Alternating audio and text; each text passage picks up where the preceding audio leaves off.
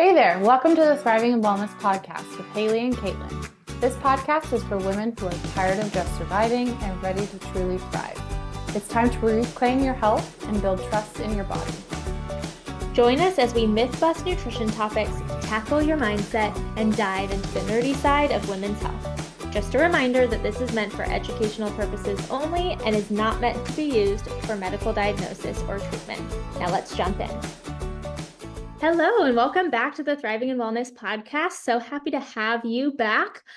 Today, we are going to be talking about expectations and timelines in terms of what your health goals are, and what kind of progress you should be seeing and when. So if you have not listened to last week's episode on foundations, make sure you go back and listen to that first, because of course, those are the foundations that we're going to be talking about that are so important to get started with. So start there and then come back and listen on. Yes, obviously the foundations are all so important. And I think as we dive into this, keep in mind everyone's timeline looks a little bit differently. It's very easy for us to get caught into the comparison trap and say like, oh, she's making progress so much faster, or even comparing to ourselves, like what our past experience has been with weight loss or other health things. That may not be the case with the new season of life that you're in. So I just want to throw that out there. Yes. And if you are a woman and your partner or spouse is a man and they are going through the same journey with you, know that you are going to have very different timelines. And that can be incredibly frustrating, especially if you're trying to make health changes together. 100%. Yeah. So last week we talked about the foundations, what are key foundations that we work on with all of our clients that we truly believe need to be in place before all those top of the pyramid things, such as functional testing and really diving into the nitty gritty with the hormones. Like those need to be set, that foundation needs to be laid. So what are some of the things that are, I guess I kind of alluded to this, but what are some things that are not foundations? Yeah, so one of the things is, this is like a very random one, but it came up in a conversation the other day, seed cycling. Ooh. So yes, so this patient came to me and she's just not eating enough, which was one of our, core foundations. And she was like, yeah, I really want to get into seed cycling again because that worked really well for me in the past. And I was like, yes, it absolutely did. And I think that's a really great goal for you in the future. But if you're not eating enough and then you're trying to incorporate these seeds, that's not really going to be moving the needle the way we want it to when you're still under eating. So we have to start with the foundations. And then once you have those, then we can move on to seed cycling. And I mean, because you said cycling, carb cycling came to mind.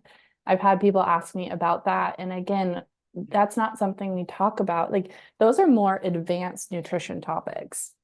Yep. So by all means, we're willing to discuss those with our clients who are ready to be there. But as dietitians, and if we were to be your coach, part of our job is to make sure we're leading you down the right path and point out when we're going off on this little side trail that's not ultimately going to lead back to where we want to end up.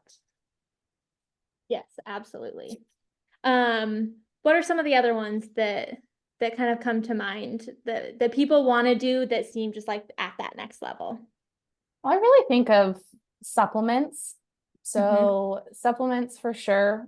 Obviously, those can be a part of the foundations, and we use them a lot with our clients, especially as we're rebuilding up some nutrients that are depleted. But I see people often jumping to what is this perfect supplement that's going to change my metabolism, or what's this adaptogen that's going to make obliterate my anxiety, right? All these little things, those can be helpful tools. And maybe we do start those with the foundations, but again, it always comes back to starting with the foundations and make sure that you have those in place. I use this analogy a lot with stress and with minerals, but I think if we view ourselves as like this bucket and we have all these holes in the bucket and we're like things like seed oils, focusing on seed oils or seed cycling and or worrying about seed oils, I guess I should say, Yep. carb cycling, all those little things, like without setting this foundation, filling in those holes. Or another way to think about it is we're focusing on all these little rocks. That's going to take you forever to fill up that bucket. Let's focus on those big rocks, because if we put in the little rocks first and then we have to put in these big rocks, there's probably not going to be enough room for it, right? So we need to set the foundation with those big rocks and then fill in those spaces with those little rocks. Yeah, this is so funny. When you started your bucket analogy, I thought of it in an opposite sense as you ended up describing it. So I thought of it as like a bucket that has holes and you're trying to fill it up with water. And things like eating enough is a really, really big hole. And things like seed cycling is going to be a little teeny hole. And so if we're trying to patch up all these little teeny holes, but we still have the big holes, the bucket's never going to fill up. I love that way But of if we thinking can fill about up the big holes, then it can start to fill up and we can really start to feel better. And then we can do some refining and fill in the little holes. 100%. Yeah. So take what you need, whatever way you need to think about it. It all comes back to those foundations. And we see a lot of times people stressing about the perfect diet or the perfect workout plan. And so we're really missing the big picture. So did you want to expand on any of those, like seed oils or anything like that? Yeah, I think seed oils and really just like any specific food ingredient that has, people that have become fearful of a variety of different things. And I think that's where we stress so much about every single individual ingredient that's in our food to the point where it can end up being more detrimental to our health because Stressing about the food. exactly. Yeah. Like the stress is going to be worse than just eating the food. And if you're having a hard time eating enough, but then being so particular about all of the ingredients in every single one of your foods, then it's going to make it even more difficult to eat enough. Yeah, and that can get to a point where it's disordered eating and orthorexia, right? So that obsession with that healthy food. And so our ultimate goal is to make sure that you improve your relationship with food. So as we work on improving the health and the quality of food, always keeping in mind our mindset around it, our mental health around it, how we're feeling about our body image, and definitely that relationship with food. Yep, absolutely. So I think most of the time, people are coming to see us for some sort of weight loss goal. It usually isn't the only reason that they're seeing us, but it is a factor most of the time.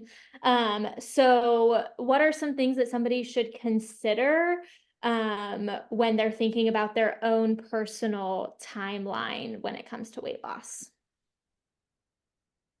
It's really challenging to narrow it down for me right now because everyone is so different.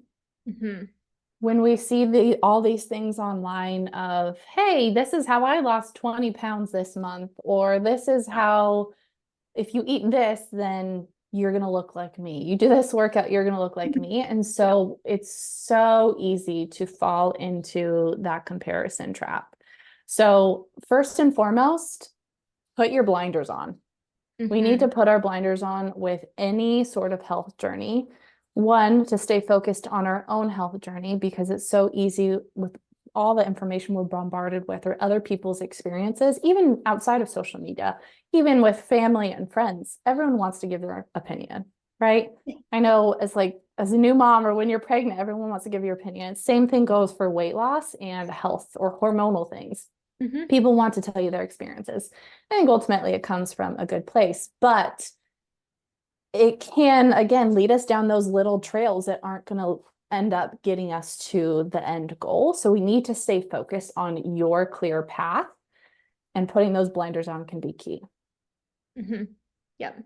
And when you're looking at your own path and like your journey moving forward, you have to think about kind of where you've been in your own like dieting history. So if you have been chronically under eating and dieting on and off, like yo-yo dieting over the last few years, that's going to make your weight loss journey moving forward even more difficult. 100%. And I think that's a good place to transition to into what are our expectations for weight loss? And again, that's different for everyone, but taking into consideration, how long have you been on this dieting roller coaster? How many times have you fluctuated your weight up and down 10, 20, even 30 plus pounds because of Mhm. all these crash diets? Like every time you're doing that, your your body, your metabolism, your hormones are taking a hit. So we need Mhm. to take that into consideration, what your history looks like. And that's ultimately going to help us understand what we can expect when implementing these changes and when you'll start to feel and see a difference. Yeah, I think so often people come in and they're like, "Okay, I'm ready to work. I'm ready to get started. I want to do all the things." But somebody who has never been on a diet before and they haven't done that yo-yoing in the past, their their journey is going to look so different than somebody um who has done more of that yo-yoing dieting, and that yo-yo dieting is going to mean that it's going to take a lot longer, and that we may not want to start with focusing on weight. We almost have to start with repairing their metabolism. 100%. And that is one of the hardest things. I know you and I have talked about it. When Yes. people come to me and they want to lose weight, but you and I know as clinicians from our experience and like from school and in our jobs that this isn't a time for you to lose weight. And that can be a really tough pill to swallow for some people Mhm. because when you want to lose weight, you want to lose it yesterday. Yep. You probably aren't feeling comfortable in your skin. You want to see that the efforts that you're putting in are paying off. And oftentimes that means turning to the scale to see if it's changing. Yep. But we promise you, if that's the case for you, if you take the time to do what needs to be done to repair that metabolic health now, you're going to have such you're going to enjoy the process more down the road. You're going to be able to maintain that weight loss. You're going to not have to sacrifice your health to see the scale change. And Mhm. ultimately, you're going to be able to keep the weight off longer term Right. if you take that time to really invest in your health, invest in your metabolic health. Mhm. And I think another piece that makes it so challenging is that by the time that people come to work with us, they've already been attempting this on their own Mhm. for, I mean, I usually hear for like 6 months to a year. Somebody's following a 1,200 calorie diet and over exercising, and then realizing, okay, this isn't working and I'm super frustrated. I need help. And then we're then telling them, okay, well, your metabolism is shot. And so we have to spend sometimes quite a long time repairing that before we can even consider getting back into a calorie deficit, which is what we need to ultimately lose weight. Yeah, I think this is another podcast episode idea because this is coming up a lot and just made me think of it with that is how body image plays a part in this as well. Because if you're at that state where you have been working out a bunch and then eating 1,200 calories, and then we come in and say, okay, we need to eat more and repair your metabolism, that'd be freaking scary Yeah. because then you're afraid that the scale's just going to jump back up and what little progress you have made, you're going to undo all that. And Yeah. so that's where like the coaching aspect comes in and working with you. So I think that's definitely a longer conversation that we should have about that. Mhm. But let's talk about like what, because you said it can take quite a long time to actually get your metabolism to that healthier state. So Mhm. for me, what I see is like there is quite a range, but some people it's a matter of months, like a couple Mhm. months. Other people it's closer to 6 months, even a year, a couple years. And Yep, again, that's a hard pill to swallow, but that healing process takes time. absolutely. Yep. So go ahead. Yeah, I was gonna say, once we do get to the point of being able to achieve some weight loss, what should somebody expect at that point? Because classic diet culture is gonna say we should be losing 1 to 2 pounds a week. Um, Mhm. but what's a little bit more realistic? First and foremost, I want to say that like steady weight loss is not usually what we see. It's not like exact same amounts every single week. You're constantly seeing Mhm. the scale go down. What we do see is ups and downs, Mhm. fluctuations. That is 100% normal, Yep. but we want to see the trend coming down. So typically what I work on with my clients and tell them is anywhere from a half a pound to 1 pound a week. Mhm. Some people, if their body's just truly ready to lose that weight, they're in a really healthy metabolic state, then maybe closer to that 1.5, 2 pounds a week. But again, that doesn't happen every single week. Yep, absolutely. And I find that the faster weight loss will sometimes happen like right at the beginning. And then as there is less weight to lose, it slows down more. And thinking about to be in enough of a calorie deficit to lose 2 pounds per week, that's a significant deficit, and it can be, we don't want to get to that point where we're pushing, only 1,200 calories. So we need people to eat enough. And that's, I think, why we both prefer to have that slower weight loss so Yeah. that we're not having to be in such an extreme deficit. I think it's also important to note we don't want to be constantly pursuing weight loss Mhm. either. There is a time and a place for maintenance. There's a Yep. time and a place to rebuild your metabolic rate back up because anytime we lose weight and go into a calorie deficit, that is going to impact our metabolic rate. So our goal is to keep things revved up as high as possible, even through this process. And oftentimes that means, depending on how much weight you have to lose, building in that maintenance time. Yes, definitely.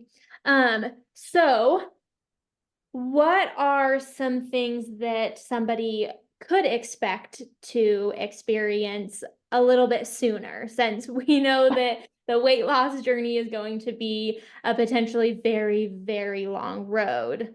What can people expect? Yeah, I feel like this has been doom and gloom, but it's all stuff we need to talk about. And we're not saying like it's going to take forever for you to feel better because the non-scale victories, the other wins that we see are some of my favorite because I honestly would much rather you start feeling better than see a number drop on the scale. If that number comes along with it, awesome. But our top priority is your health. And Mhm. so typically things we start to see within a matter of weeks, sometimes even days, is more energy, improved sleep. I often see a decrease in cravings and Yes. also just more confidence around food choices Mhm. because that fear around food or the stress around food, because we've been bombarded with all these messages, that can really weigh on us too. Yep, definitely. I see all of those improvements, and it's so fast, which is wonderful. Like, I see people every other week, and so usually within that 2-week period, they're like, "Oh my gosh, I'm feeling better." And I think that's what you and I both love to hear, is just Yes. that they're feeling better. Yeah. My dog just barged into my office. You could hear her opening up the door. I was going to say one other thing on this too is when we have, like, more specifically with the weight loss goal, but I see this similarly with gut focused clients when we're working on hormone concerns as well, is that we have all these wins up front and we're really excited about it. But we want to keep this in mind because sometimes we get in our heads that we should be seeing like day and night differences every single week. So same with the scale, we think we should see it be changing and going down every week. But the reality is sometimes things, again, are going to stay in maintenance. Things are going to stay the same. And if we are at least maintaining that same level of energy and better sleep, that's a positive too. And this is where the unfortunate thing comes in, is that sometimes like boring, consistent things are the most challenging to stick with during this time when we're not seeing that huge change, but that's what we need to do. I just got an email about this in regards to business this morning, and it's the same sort of thing. We need to be able to stick with these even through the times that aren't super exciting, that we're seeing all these fantastic results, Right. because when we stick with it, that's where those the changes end up coming. Yes, definitely. And if we're thinking, we're going to be on this long journey for weight loss, we do need to be maintaining these little habits that maybe aren't, the most exciting, but they really are helping to move the needle. And it's a lot of little things that are adding up together to make us truly healthy. Exactly.